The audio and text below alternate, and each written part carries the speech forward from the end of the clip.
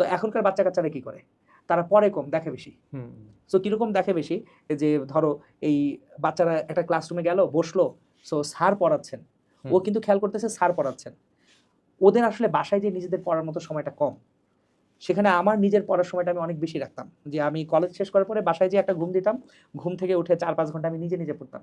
বা অনেক সময় এরকম হতো যে কলেজেই আমার কোনো একটা লেকচার হয়েছে, এরপর হয়তো বা ল্যাব আছে, ল্যাবের আগে একটু গ্যাপ আছে, আমি লাইব্রেরিতে যেয়ে ওই লেকচারটা আবার রিভিউ করে ফেলতাম যে আজকে স্যার কি পড়ালেন। সো আমার সেলফ প্র্যাকটিসটা আল্লাহর মতো অনেক বেশি ছিল, এই কারণে আমার আর এক্সাম দরকার ছিল না। কিন্তু এখনকার বাচ্চা কাচ্চারা যেহেতু সেলফ প্র্যাকটিসটা কম করে, আমার সবসময় মনে হয় এখনকার বাচ্চাদের রেগুলার গুছানো এক্সাম দেওয়া উচিত। কারণ ও তো নিজে বাসায় পড়ালেখা করতেছে না খুব বেশি, নিজে বাসায় বেশি লিখতেছে না, তাহলে এই পরীক্ষাগুলো দিলেও লেখার প্র্যাকটিস হবে। সো এই কারণে এখনকার বাচ্চাদেরকে আমি আমার পাথটা ফলো করতে বলবো না, এই কারণে ও তো 12 বছর আমার পাথে হাঁটে নাই। এখন এসে শেষ 3 মাসে আমি যদি বলি যে না আমি এটা করে আসছি, মনির স্যার তুমি এটা করো, তাহলে অ্যাকচুয়ালি বাচ্চাটার ক্ষতি করা হবে।